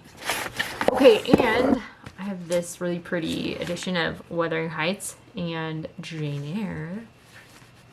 I think I have multiple Jane Eyres. Okay, let's move over here. And we'll just keep on going. I'm enjoying actually holding up books and talking to you about them instead of pointing you at the shelves, because that makes my arms tired. Okay. We have Johnny Tremaine by Esther Forbes. I actually want to reread this because I read this in school, and I don't remember what I thought about it, but I finished it, so I must have thought it was interesting at least. I kind of want to reread it. Somebody sent me this. I think somebody that I met in college, actually. I have a paper here from my library. Oh my gosh, Dorothy Sayers' The Nine Tailors is on here. This is a book, this is a page of classics and like what age ranges they're recommended for. So my coworker at the library, who just retired sadly, we would always look at those for the teen program and try to read them together. We would try to buddy read them and be like prepared to talk about them with teenagers. The Blue Zones of Happiness by Dan Buettner, which was another big read for our library. So I have several books that were big reads for the library, and I haven't read any of them. It was an interesting concept, the blue zones. It's like the healthy zone. It's like places that are particularly healthy on the earth, and kind of like what values and ideas can we draw from those very healthy places? How can we be healthier by learning from those healthy places? We have The Communist Manifesto by Karl Marx and Friedrich Engels, which I did read and did take notes on. This was interesting. I don't agree with like any of it, but it was very interesting. We have, oh, this needs to go on my Dorothy Sayers shelf. This is Dorothy Sayers' translation of Hell by Dante. Yeah, I need to put this on my Dorothy Sayers shelf. This was really good. I really like her commentary. She was such a Dante person. She was like Jenny about Dante. Like, learned Italian to translate Dante. That level of crazy. The Robe. This is a book that was owned by my grandmother. And I started it, and then, yeah, no, but, I know it's a well-beloved Christian classic, and I hung on to it because of that. And Jenny and I even talked about buddy reading this. She was really interested in reading it. But not only is historical fiction not really my thing, Christian fiction is not really my thing. So, I don't know. I would probably just hang on to it because it was my grandma's. And then somebody down the line won't know that and they'll get rid of it. Literature and Spirituality by Ya Adu Gyamfi. I don't know. I'm so sorry. Gyamfi. Let's see. Why do I have this? I don't know. I'm not really sure. I think this was from my literature teacher. Maybe I'll get rid of it. I don't know. I think it's from my English teacher, excuse me, my high school English teacher. Okay, The Curious Incident in the Dog of the Nighttime by Mark Haddon, which Kevin's best man for our wedding really loves. It's like one of his favorite books, so I need to read it. I own it for that reason. Cloud Atlas by David Mitchell. I don't know if I'll actually ever get to this, but it's pretty and it makes me look sophisticated. I actually do want to try David Mitchell. I feel like Victoria may have talked about him. Did we read something else by him? I think we did. Was Cloud Cuckoo Land by David Mitchell? I don't remember. Okay. Molokai. I cover by. This was everywhere for a while, and I picked it up for 50 cents. By Alan Brennert. Amy Tan's The Kitchen God's Wife. Definitely a cover by. I just love this cover. I mean, what I've read of Amy Tan, I didn't really love. It was kind of depressing. But that's not a reason to not love it, so maybe I'll try it again sometime. I don't know. I feel like I should be a fan of Amy Tan. Science and Faith, adapted by Tommaso Tedesca, which is Tom from LA Books. This was really good, actually. This was really good. It's about kind of the Catholic Church's reckoning with evolution in a lot of ways. It's really interesting. Here Be Dragons by Sharon K. Penman. I've literally had this for so many years. I don't know why I've never picked it up, but I really want to read it. But I haven't. I think it's historical fiction, and that's probably why. Gulliver's Travels by Jonathan Smith. I want to read this. Actually, my mom and I talked about buddy reading this. I've never read it, but I really want to read it. We have Fruits Basket Volume 1. I've read this since I was a kid. Since I was in high school when I was like 14. I've probably had that book since then, since my mom bought it for me. And then we have the Mega Edition, Volume 2, which is actually Volumes 3 and 4. And then we have the Mega Edition, Volume 4, because Toru's in a pretty dress. And that's why I own it. I got it from 2 people for my birthday, and they were mad at me. Because I also bought it myself. So they had to return it, which I thought was funny. This is actually volumes like 5 and 6, I think, or 6 and 7. War and Peace by Tolstoy. I'm really tempted to pick this up again. This is not the one that I've read, but it's so like floppy and inviting. This one's by Rosemary Edmonds. So I keep it around because I like the feel of it. But I'll probably finish the mod one because I really liked that edition, that translation. Animal Farm by George Orwell. I've never actually read this. I listened to it on audiobook, but at some point I will physically sit down and read it because I think George Orwell was brilliant. Dr. Faustus by Christopher Marlowe. So good. I loved this. We read this for Faustathon. With Pei, the author of Searching for Marilyn Monroe. The Vanishing Half by Britt Bennett. Another modern fiction book that I thought I should read this, and I never did. My neighbor had a litter-free library before they moved, and it's still there, but she would always fill it with books like these because she got lots of books. Like, she bought lots of books, and so they set up the little free library to give them away to good homes. And this was, I think, one of those. She read like a lot of modern literature. And so I picked up a lot of modern literature from her and then never read it. I used to have a bunch of these, like treasuries of great sci-fi, and then I got rid of them in a book haul because I never actually picked them up. But this one I saved because I did actually pick this one up, and I really enjoyed what was in it. What was in it? Let me see. Brainwave by Paul Anderson. I really enjoyed that. That's where I heard that actually Lord Jim was a classic, and that's why I wanted to pick up Lord Jim, is because somebody in that story reads it. But I feel like I've read more than one of these, but that one was really long. That one was like a novella. But it doesn't have the chapter titles at the top. Okay, I've read Lost Ark by George O. Smith. Whoa. I don't think I got that far. Or maybe I did and I just was saving flower petals. My note's in it, so maybe I did that. What is going on? Cool. I haven't opened it for a very long time, as you can tell. Miss Havisham's Repose by T.H. White. Another T.H. White book.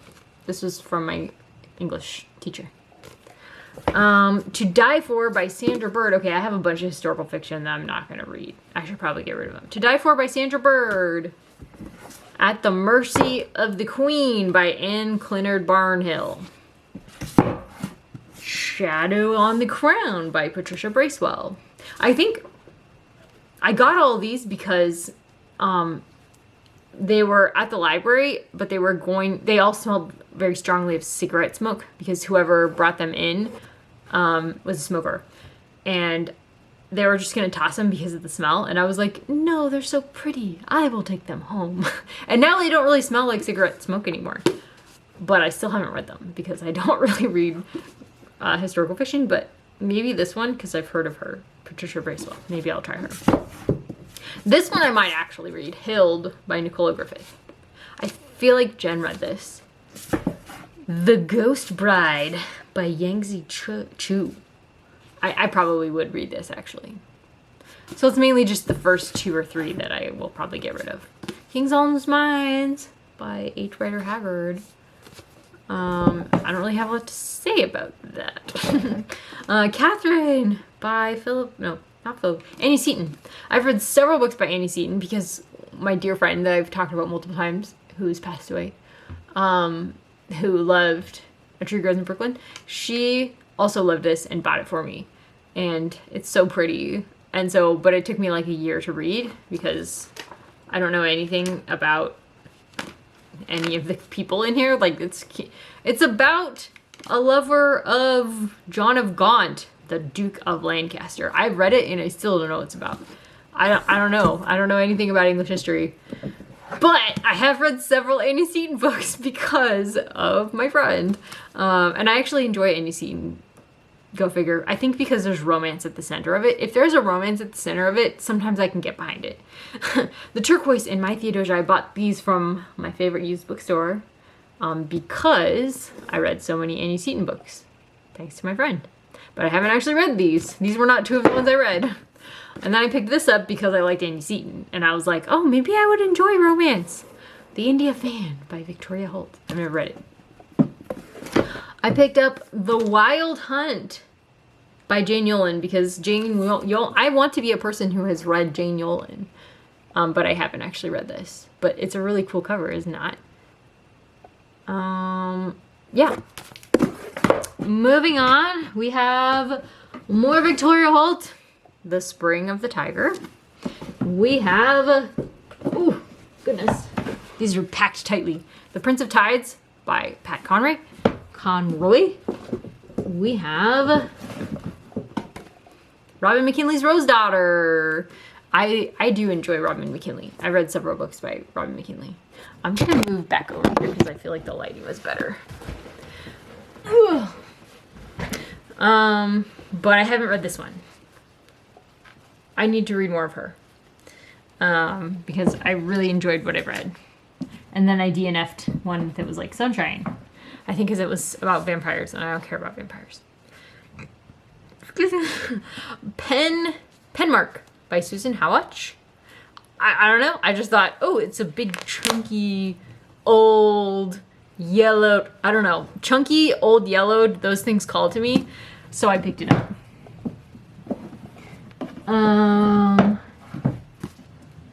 Sharpe's Trafalgar by Bernard Cornwell. I actually have read on audiobook some of the Bernard Cornwell Vikings books. I don't think this is going to be for me. I don't even know why I have it. I should get rid of it. Okay, we're getting rid of it. I should start pulling off the books that I'm like, why do I have these? I'm getting rid of them. I'm going to do it right now. Let's get rid of them. Okay. Keep going. Where were we? Emily of New Moon by Ellen Montgomery. I should pick this up. Maybe if Ellen Montgomery May happens again. Ellen Montgomery, I don't know. That would have been the time to read it. I think I forgot I had it, honestly. I don't know. I'm not super excited to read it, but I've heard people say such wonderful things about it that I should try it. Maybe I'll love it. I enjoyed Anne, but I'm not wild about it. I'm not wild about her. This book I am wild about. A History of Korea by Kyung-Moon Hwang. This was wonderful. It just gave me the perfect outline to understand Korean history in a short. I studied the heck out of this. I annotated it. Yeah, I really enjoyed this. Oh, and here's the book by Gary Chapman. Why is it over here? The 5 Love Languages. Secrets to Love That Lasts. I'm gonna move that. We have Oath of Fealty by Elizabeth Moon. I read Elizabeth Moon's sci-fi and really enjoyed it. So I picked this up even though I'm not really... I don't know. It's not that I don't like fantasy. It's just it often doesn't call to me the way sci-fi does for some reason. Even though I've read way more fantasy. So I picked this up, but I haven't actually picked it up. Trickster's Queen. Why do I still have this? I don't even like this book. By Tamora Pierce. I could go on my Tamora Pierce shelf. I think I'm just hanging on to it because the person who gave it to me was like, are you going to read it though? And I was like, yeah. So I hung on to it. But I'm not actually going to read it, so let's get rid of it. We have The Red Pyramid by Rick Riordan. Why do I have this? I think just because it's about Egypt. I'm not actually a Rick Riordan fan. I do not care about his books. I'm so glad that so many people do, though. I'm really, really glad for everybody who loves Rick Riordan. I do not care. However, it's set in Egypt, and I just feel like the books about Egypt are few and far between, and so I picked it up anyways, but I haven't been... Oh, it's Middle Grade March! I'm gonna read this for Middle Grade March or get rid of it. One of the two. Okay, cool. Well, I'm glad we had this chat. Okay, Utopia by Sir Thomas More. This was good. I read this as well for one of my ratings. Really, really good. We have The Green Rider by Kristen Britton. This is gonna go in my TBR cave, den, couch. This is gonna go in there because I actually need to read this. Right now is the time to read fantasy for me. I really need to relax at night. So after I finish with Anthem. Okay, The Farthest Shore by Ursula K. Le Guin. This is the third book in Earthsea. Why do I have the third book, but not the second, and I didn't like the first? Random. Probably just because I saw it and I was like, yoink. I don't think you have to read them all. I'm gonna get rid of it. Okay, Jodi Picoult. This is becoming an unhaul. Okay, that's really funny. I think that's hilarious. Okay, My Sister Keeper by Jodi Picoult. Why do I have this still? I don't know. I'm probably never gonna read Jodi Picoult. I wanted to like her because there were so many of her books made. And did I even hear good things? I don't know. I think I just saw so many of her books that I was like, people must be reading these. Should I change my mind? Let me know. I'm unhauling. October Sky by Homer H. Hickman. This was a movie. And so somebody was like, here, read it. And I was like, oh, okay. I never did. I had it since I was a teen. I'm getting rid of it. Safely Home by Randy Alcorn. This I think is Christian fiction. And it's just so pretty that I never read it, but kept it anyways. It's so pretty. It's just pretty. So I'm gonna keep it because it's pretty. Guilty by Degrees by Marcia Clark. A Rachel Knight novel. Oh, this is a novel. It's just a novel? Why do I have her novel? I'm interested in her because she's the one who lost... She lost the O.J. Simpson trial. So I actually want to read her memoir about that. Why do I have her novel? I'm not really sure. I don't have it anymore. I'm unhauling it. A Trust Betrayed by Candace Robb. Why do I have this? I think just because it's pretty. I'm getting rid of it. 5 Children in It by E. Nesbitt. I loved this. This was very, very good. This was wonderful. I need to read more by her, but I tried The Railway Children and was so bored. So I haven't continued past there, but this one was lovely. Which is funny because people that I know who love The Railway Children, I think Kate Howe, didn't like this one. But this one was just perfect for me. Another one from my English teacher, Josephine Tay's The Daughter of Time. And it's a mystery, so I haven't read it because I don't really read mysteries, just like I don't really read historical fiction.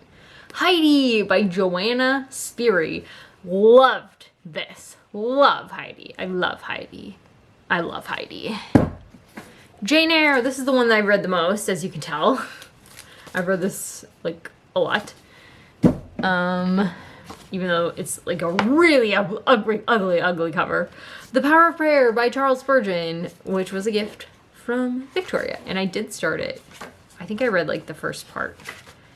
Yeah, I did. I read part 1 and I annotated it, like, really extensively, and it was really good. But because I have to read something like this, like, almost in lieu of my Bible time, or I have to, like, skimp on my Bible time, because of the language and because there's no ebook or audiobook to help me along, I haven't actually continued. But at some point I will, because Spurgeon is too good to hang on to and not read. Okay, wow, I actually have room on my shelves now, which is good. Because I have a lot of books just hanging out. Okay, we're gonna keep moving. Oh my gosh, we have another Victoria Holt. I think the library just had a lot of them and I got tired of seeing them and I was like, fine, I'm gonna start bringing them home. They were like, this is another library reject. The Mask of the Enchantress. They sound fun. Do they not sound fun? The Mask of the Enchantress, The Spring of the Tiger. There's another one in here. Where did it go? I don't remember. They just sound fun. Oh yeah, the India Fan. Okay, they sound fun. This was another library reject. Earth Abides by George R. Stewart. It's from a fellow library coworker who is no longer with us. She said she really enjoyed this, and it is a dystopian sci-fi, I think. So I actually do want to read this. I've just never actually done it. I'll put it with a treasury of great sci-fi. I'm getting kind of excited about sci-fi and fantasy again, which is interesting. I really do go in phases. Okay, and then we have Piercing the Darkness and This Present Darkness by Frankie Peretti, which more Christian fiction that I've never read. These I actually do want to read, I just haven't gotten around to it. I also get them confused, and I don't know which one to start with. I'll have to look it up. I read like one or two, no, I've read two other things by Frank Peretti. One of them when I was a teenager, I was obsessed with. The Veritas Project, Hangman's Curse. I loved that book as a teenager so much. It's so good. And then I also read The Oath, which was crazy for a teenager. I can't believe I read that as a teenager. It was very adult, but really good. And I have another Pride and Prejudice here, and this one has a really cute cover as well. So apparently I do collect some Bronte and Austen because I have multiple copies. I should put this with my other Austen. We're just gonna reorganize the shelves together. Where did it go? Oh yeah, it's over there. Okay, I'll put that over later. Okay, here's one of the Elizabeth Moon sci-fis that I really enjoyed. This one's called Once a Hero, and it's part of a series. And I tried to actually go back and start the series from the beginning. I feel like this is a one-off. This character is a one-off. Like, it's about I probably shouldn't go, I won't have time to go into it all, but it's like a one-off. So I tried to actually start the Serranos series, which this is sort of a part of it, but I didn't like it. I was not interested. So maybe I won't continue with her books, but I don't know, because Cold Welcome was really good. It was like very plot centric, but I really enjoyed it. Next we have The Secret Agent by Joseph Conrad. Let's see, I've read, I think, two Conrads, The Heart of Darkness and The Secret Agent, and I preferred The Secret Agent. I liked them both a lot. I really do actually love them, so 5 stars.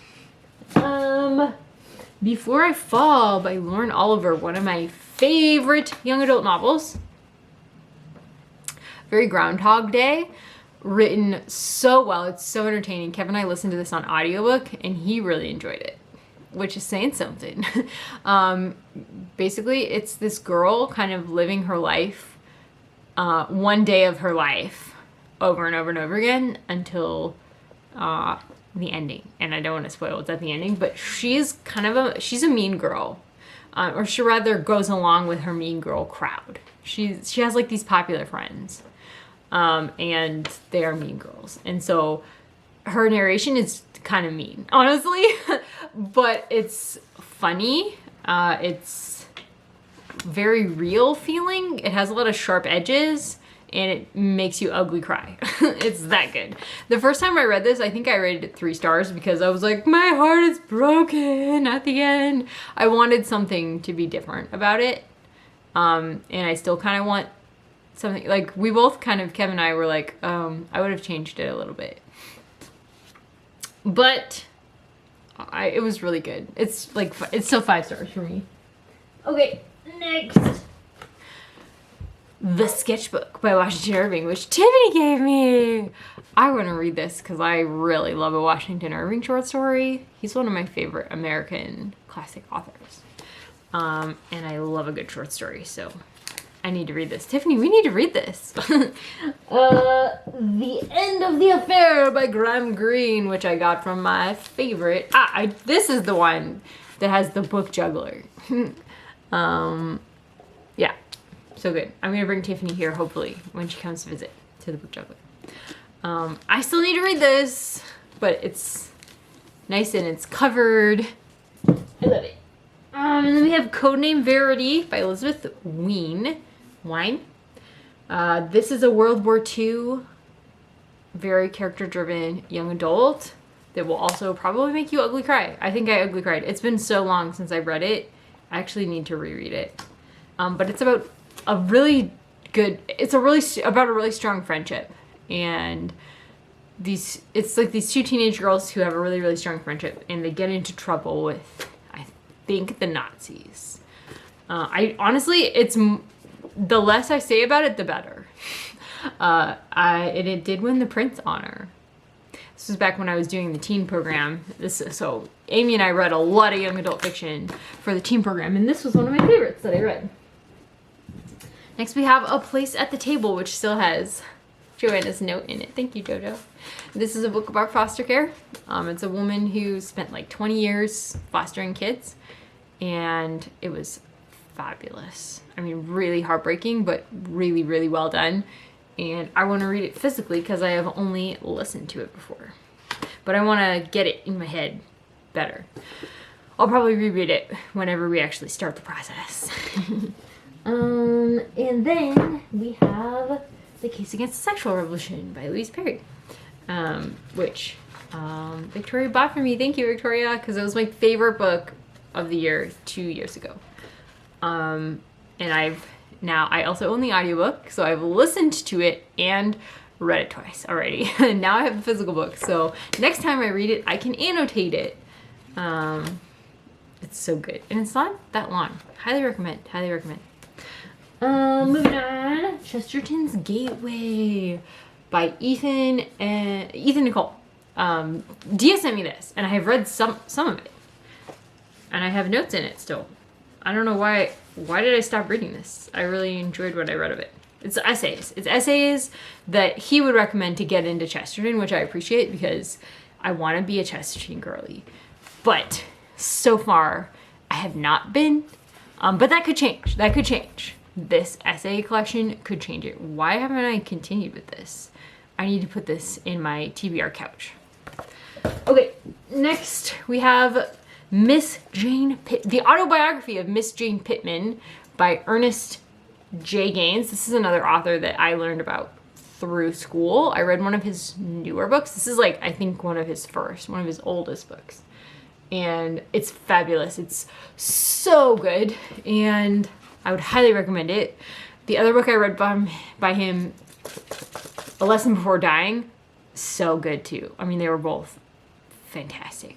Fantastic. I need to read more, actually, Ernest J. Gaines, because he is really excellent. So I won't go into it further.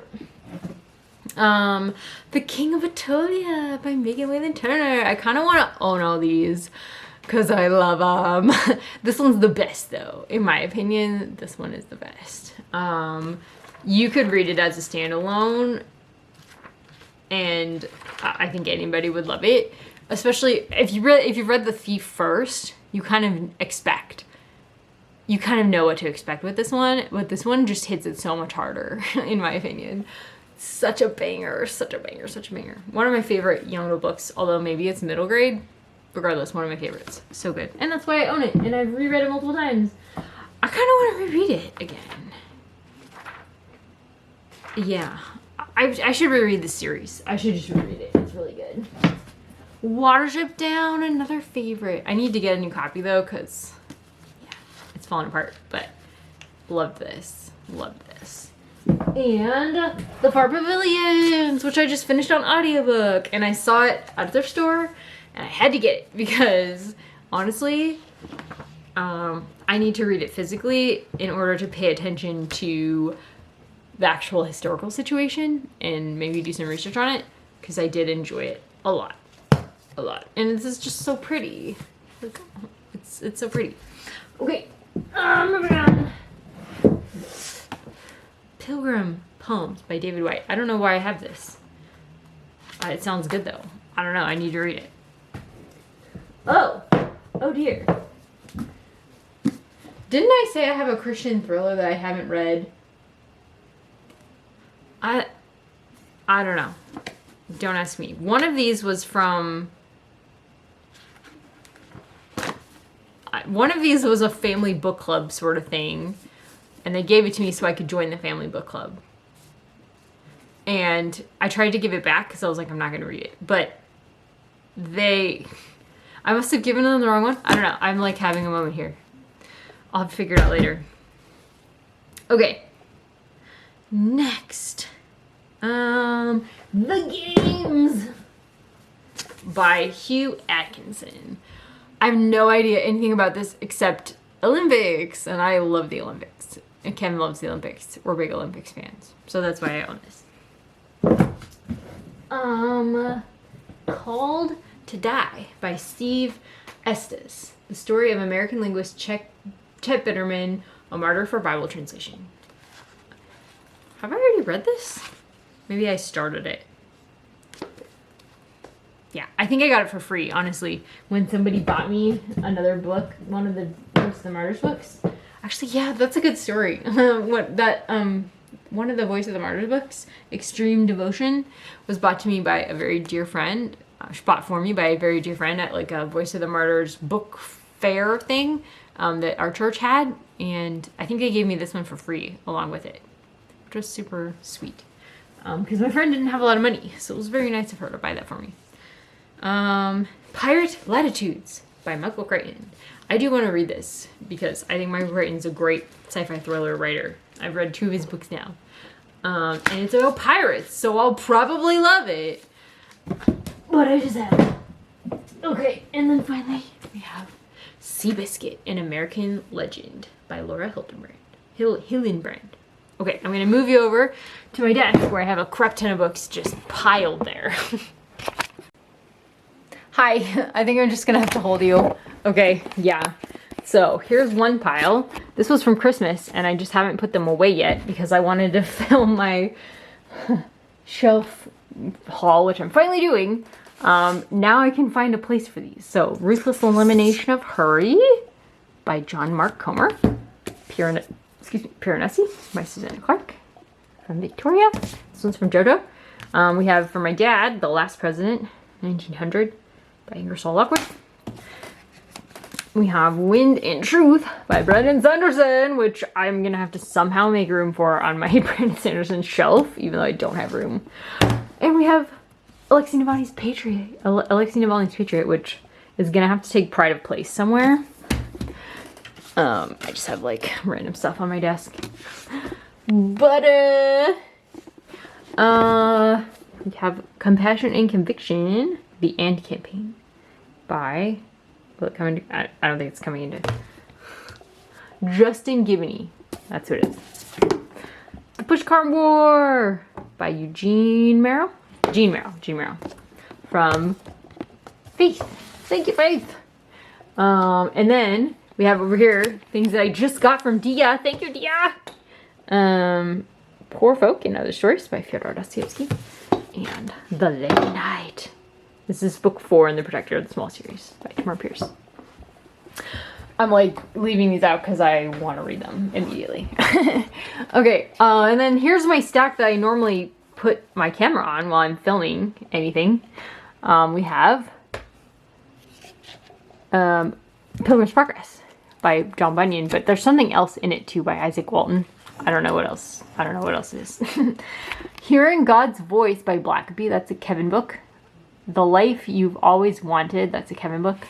The Baron in the Trees by Italo Calvino, and Dragonfly and Amber, which were both books that I almost got rid of. Very close to getting rid of in one of my unhauls, but I ended up saving them. And then we have Shadow of the Moon by MMK, which is probably my next stop with her, except I don't have an audiobook, so I don't know when I'll get to it. And then we have All Creatures Great and Small right here, but I'm not going to turn around. Then we have The Silver Chalice by Thomas B. Costain. And then we have something underneath. What is this? Oh, I think, whoa. Man's Search for Meaning by Viktor Frankl. Pretty sure that's what that is. Okay, I'm gonna have to pull things off because they're all turned every which way. Okay, next we have Tolkien's Modern Reading, Middle-earth and Beyond the Middle Ages. I think this is from my first booktube friend, Carla. Thank you, Carla. And Return of the Native by Thomas Hardy and Test of the D'Urbervilles by Thomas Hardy. I feel like these are here because for my Victober TBR 1 year. Okay, and moving over to my other really messy shelves. Almost done now, sort of. Okay, I'm making room.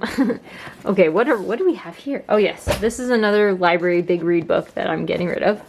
And The Valley of Vision, which I'd pulled out to look for prayers in, because I love the prayers in this book. They are just amazing. By the way, I did get rid of the piles of books that I stacked here to get to send to the thrift store. So it really truly is an unhaul. So a lot of these are things that I'm not really sure about keeping. And then I also have a pile over here just like on the ground for some reason. Probably they were out for a video. Ooh. Ken Follett's Fall of Giants. Why do I have that? I don't know. Getting rid of it. We have Dead Souls by Nikolai Gogol from Penny. And we have Dragonfly Falling by Adrian Tchaikovsky, which I read for a read-along on Alan's channel. And then we have Church History in Plain Language, which Michael Nip recommended to me, and I think I got from my neighbor. Oh, a C.S. Lewis book, The Problem with Pain. This one I had mixed reviews for. I normally love C.S. Lewis. That one was like, yeah, it was okay.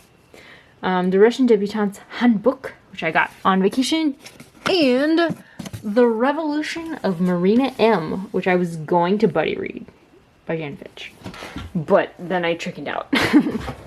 Okay, I have a book series here that I got for free from the library. They're all by Cynthia Herod Eagles. I think these are UK books. And I haven't read them because they're historical fiction. And I don't even know what the Moreland Dynasty is.